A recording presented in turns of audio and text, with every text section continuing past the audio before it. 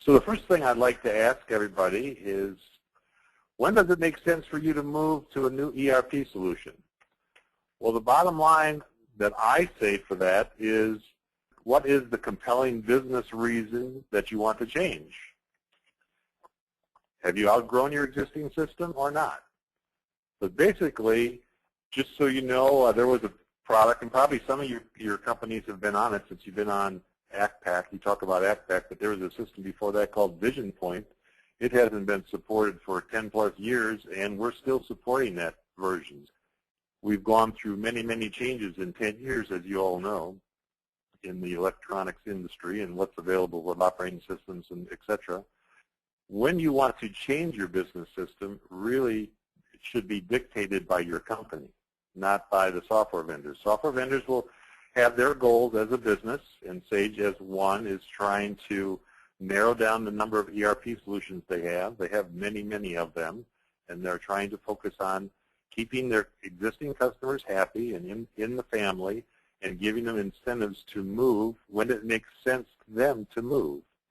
And so the WAC organization is always going to say, and this is going to be the very meat of the presentation here, is what's the compelling business reason that you want to change? If you don't have a compelling business reason, then be assured that WHC can support you. We are the largest company number of people that support Sage Pro. And so we will support you until it makes good business sense for you to change. Now, if you're a manager of the company and you feel it's time to make a change, how do I suggest you go about doing that? Well, all businesses have limited capital improvement funds, and so you are trying to vie for a portion of those capital funds to buy a software solution for your business.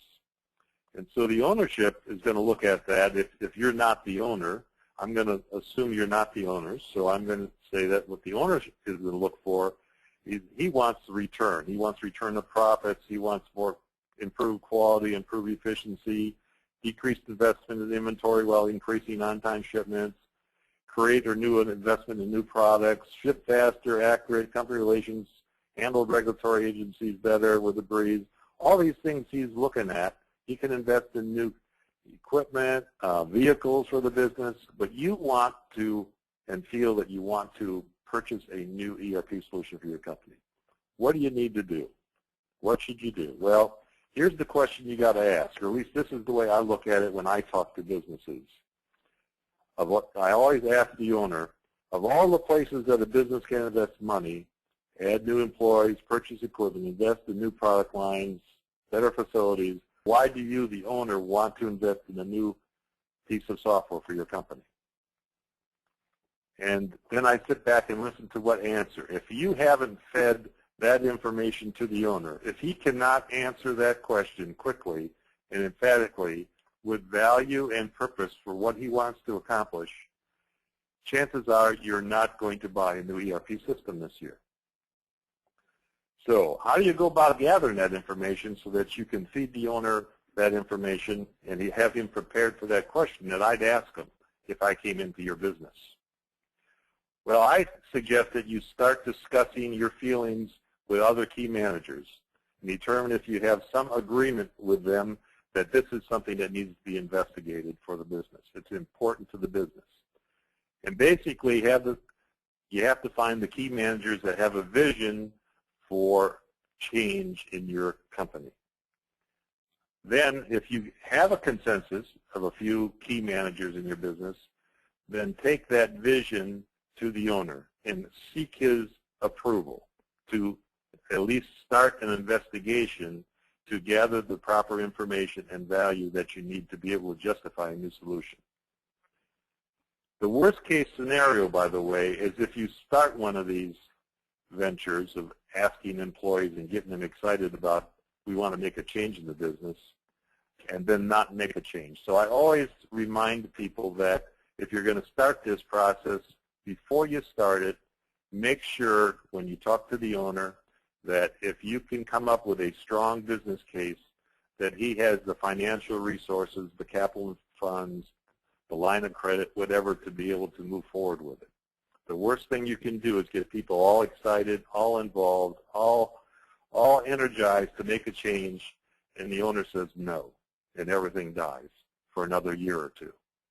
So my advice from prior experience. So once he says, okay, let's move forward, here's my next suggestion, and that is to go around to your key people and your key managers and just have them start developing lists. Lists of those things that they do on a daily, weekly, monthly, annual basis that they feel consume way too much time or resources, time, material, rework in the company, whatever they think it's not allowing them to do, not allowing us to communicate with our customers properly, not allow us to expand our sales in other territories, whatever they are, have them start writing them down. Because if you just call a person into a meeting to discuss these things, they will not have a complete list. You need to do this over a period of time if you're going to coordinate this. The WAC group has a way in which to gather that information in a little faster way if you want to do that and you don't feel comfortable doing that. So we can talk about that a little bit later. The bottom line is that as those lists get created, periodically you should bring those people together and discuss them and prioritize them. And then the real key is then to ask, what value is it to the business if this problem is resolved? And you have to be able to look the person clearly in the eyes and say, if you have no value, you have no problem. So value comes from the managers and the employees. So without value, you have no problem. Once you got that, the next thing to look at into is people will talk about they want to be up to date in technology. You know, some owners care less about technologies. Some of the younger ones want to be current in technology.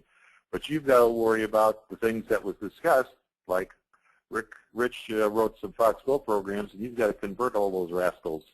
And so what's that going to mean to him? How easy is that going to be able to convert? How many different products, add-on products that you have? One of the unique things about Sage Pro was that it was easy to add on specialized products to the product to take care of specific needs for a business. You need to identify all those and get them on your list so you know what it's going to take, what you have to look forward to in trying to match the same capabilities and features in a new solution. So get that on a document as a project team. If you think you have a technology issue, like the system is running slowly and certain features and functions aren't working properly, I suggest that you call in the WAC consultant or your local support consultant and ask him to investigate that. You don't want to do that on your own unless you feel very comfortable with the software and the technology that you're running. Another thing that's getting a lot of press lately is software as a service. And most publishers are now offering this type of capability. The cloud allows startup companies to get access to a complete ERP solution without having to invest a huge amount of money.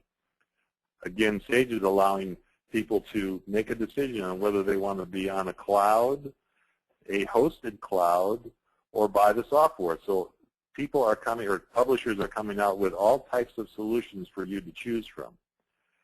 But I'm assuming that most of the companies I'm talking to are not startup companies, so why would you want to consider going to the cloud? Well, one of the things that you can consider is there's two kinds of IT support that a business needs if they host their own solution. One is the network and managing of all the Windows software and all those kind of things. And the next thing goes into the server and all the operating systems and all the technology that goes on there. And so it takes a time and energy and cost to have the right type of employees in-house to handle that. Maybe you've outsourced that right now, but if you haven't, that cost is a cost that could be saved and reapplied to some other use for the company. Another reason would be that you don't want to be responsible for that hardware or the backups and all the other nightmares that go with it in case it fails. You want to outsource that. So that's where all this SaaS stuff is coming from, is that companies, especially startup companies, they don't have the time for that. They want to invest their employees' time in growing the business, and they don't want to think about infrastructure needs and where their data is, and is it getting backed up, or is it on the most current software. So that's where the cloud comes in. Some of the minuses you got to consider as a business if you want to go to the cloud is what's your current access to the internet? How stable is it? You have multiple ways to get to the internet because your uptime is going to be based on internet reliability. So I always recommend people think about having two sources of ways to get to the cloud because I've had cases where somebody's digging a hole in the ground and they dig right through your telephone lines and you're out for a day or two. So what does your business do if it doesn't have another way to get to its database and all its customer information and invoicing and backing? Do you have procedures in place to do that all manually? Everybody should be cringing at this moment. But those are the things you have to consider.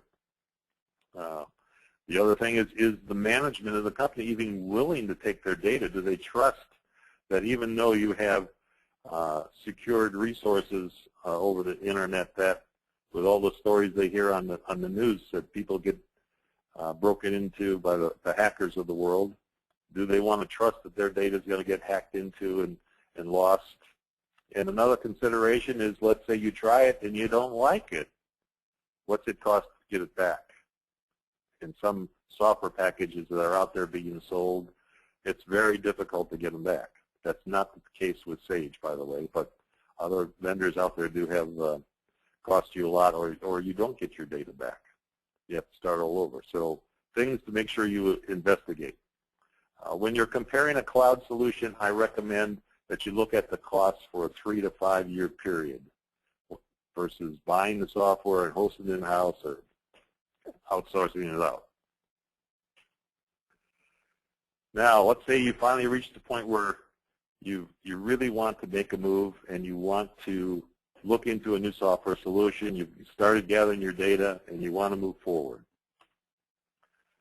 Well, let's first kind of get your bearings on before you step into the big rung here, and that is, can the company handle making a change? Is it prepared to make a change? Have you prepared your employees to make a change? I review, or I consider making an ERP solution to a business the same as having open heart surgery. That analogy is what I use. And the reason I use that analogy is because most people either know someone or have talked to someone or even might have experienced open heart surgery. And so if you were planning on having yourself have open heart surgery, what kind of plans would you put together to make sure that it was successful? I think very good ones. And so one of the things that you'd want to do is you'd want to make sure that you find exactly who the right person is that you want to work with. You want to determine, make a good document of what it is that you want to accomplish, where you are. So in a business, when you compare that, you want to have your document that you're putting together give a pretty good list of what you have today. Okay, your modules, your users, the number of legal entities, what's the best time of the year to have this surgery or have this change made to your business, what are the key features and functions you want. In the case of your open heart surgery, you want to make sure you're alive the next day. Conduct key manager meetings to document all the business reasons, what is it that I want to do, and don't forget about that value. All right? Then define a roadmap. What do you have to consider when switching to a new solution? How many customizations do you have? Remember, we talked about that a little bit earlier. What was the business reason you made the customized changes? If you can document those, then you can use those as a definite thing that you have to have in your new solution. Knowing what those are is great. It might be in the new solution already. So you want to make sure you know what the business reasons are. Lots of companies have no idea over years and years and years all the changes they made because they didn't take care to make good definitions of what they did and why they did it. So it's important when you're working with a consultant that you determine what those are and have those available. If you don't, then what that means is your Sage Pro business consultant is going to have to go in there and look and see what he can find that was changed and then ask you what it is. So if you know all that ahead of time, you'll save time and money by documenting that. Now, another person asked about history. What are we going to do about history? Well, you're going to make a decision because history is the most expensive thing there is to convert over to a new solution.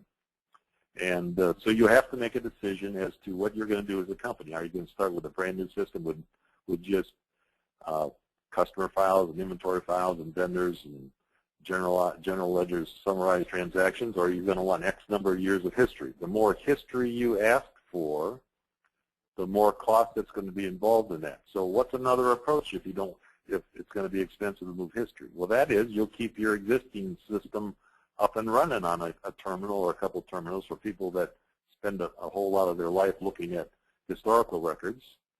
Then start with a relatively clean system for your new solution. So multiple ways to look at that, but you need to define it and think it through so that you can tell your consultant that you're working with what it is that you want to do. Another thing you need to worry about that's important is training. How do you plan on training? Are you going to have the company do the training themselves, or are you going to train the trainer kind of things that you're going to work on?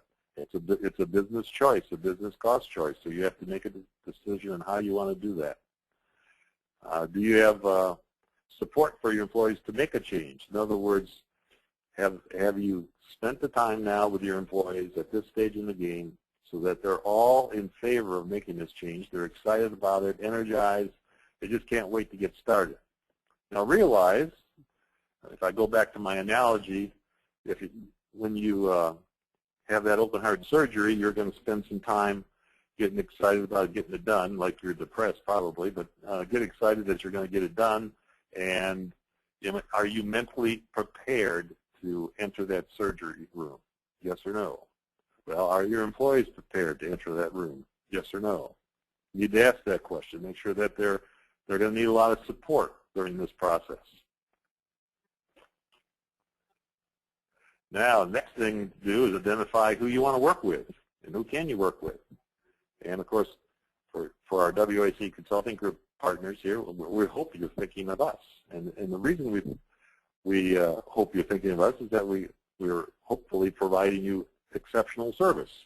And another reason is we have multiple experiences with multiple solutions. And as you can see, we not only sell and support Sage products, but we sell and support products from other publishers. And so within the WAC group, we have the knowledge and experience to, once we understand your requirements, whether you're moving up in the world or want to move down in the world because business is really bad and you want to go to a smaller, less expensive system, we have the knowledge and experience to do that for you. And so that's one of the key reasons. We also know Sage Pro inside and out. Been doing it for years and years and years. Most of our partners have 20-plus years experience with it. They've grown up with the product. They've grown up with your business and supporting your business. They understand your business. That's critical in making a clear definition of the best product to move to for your business and making sure that it handles all the features and functions that you've defined by asking the key people in your company. Now, the last step is go ahead and evaluate and select your ERP solution. So you'll do that as a joint venture, but I consider that similar to when you're out looking at doctors for your open heart surgery. Are you only going to go to one doctor? The chances are no. You're going to go look around and ask lots of different people, and you're going to try to find several different people, and you're going to end up working with a person that you really feel has a good record, a good track record. You want to make sure that you jump up from the table later on, even though you know there's going to be some pain and recovery that's going to take place after that surgery. So we expect we being the WAC Consulting Group, that we are going to have competitors when we're working with our clients to look at other solutions. But keep in mind that we offer many, many different solutions, and we have the experience of that. Most of the people that are out there that are VARs have one or two solutions to work with. Now, if there are ones that we don't have, great. And you should look at them because you want to find the best solution for your business. So one of the things that we've, as participating in this, you're going to receive a white paper. And what we've done is all these solutions that are sitting in front of you right now, we've spent some time developing information, and let's go over that information. Here it is, the top 3 strengths for each ERP system, some weaknesses of the system, what industries it's good to fit with, some industries it's not good to fit with. Is it offered on cloud or on-premise solution or whatever? Some software pricing for various size solutions, some typical implementation costs. So we're trying to give you a good reference point so that you can discuss what kind of systems you might want to look at. Of course, we understand all these, and so we'll be more than happy to work with you. Here's my marketing point here. Why choose WAC Consulting Group? Well, as I said, we have experience with Sage Pro for many, many years. We have business practices that we can help you through this process. Now, if your key managers have experience with implementing new ERP solutions, great. But most companies that we work with, maybe they've, like one said, they've been running it since '02. We find that you don't do this very often. So you're not familiar with what's the steps in the process to go through. And that's where WAC Consulting Group can help you. We know that. We know how to guide you through that process, make sure that you get a clear definition out of all your key managers and key employees in the company. We know how to ask the questions to get value, and we don't have any problem doing that. We understand your data in your existing Sage Pro, so we can help you migrate that to different systems. We have knowledge and depth and technical expertise in the operating systems and the hardware and the networks and all that kind of thing that can help you if you aren't strong on those things. And we've got this strong portfolio of products, and we're backed up with, if you're the kind of company that has locations in multiple parts of the country, we can put feet on the ground in different locations because we have over 19 different offices scattered around the United States. We feel we're a very strong firm. We want to continue to earn the right to be your business partner, or if you're a new person on this call, we want to earn the right to have an opportunity to work with your company and see if we can earn that right to be your business partner of choice. So, Melanie, like to open it up for questions that people might have. I was wondering if we decide to stay, because I'll do what you said and see if there are compelling reasons to change right now, but my instinct is we'd like to stay for now. Well, do you foresee any major drawbacks? Like, will it be harder for us to migrate the longer we wait, or will we run into security or support issues from Fox or Sage, or do you foresee something not running on future operating systems or hardware, or integration with, PCI compliancy? I mean, I know we have that now, but, things change all the time. Do you foresee any problems with us staying with Pro? Well, you're going to, as part of your investigation, you're going to need to look into all the different add-on products that you've added to your solution, your current solution, to see if they need to continually stay up to date with technology, and concern yourself with when they reach a point where you want to get onto their solution, upgraded solution, and will it then interface into your old Sage Pro solution. I don't picture things getting difficult for Sage Pro for another 5 to 10 years. That should be long enough for most businesses to figure out where they want to go and what they want to upgrade to. The problem is you'll probably lose some of the opportunity benefits that Sage is going to offer to get you into a different family product, but that's a business decision that you have to make. But it really deals with Are you willing to not have the latest and greatest Windows maybe down the road? You're going to have an older operating system, and will that new operating system that Microsoft comes out with, will it still allow us to run this software on it?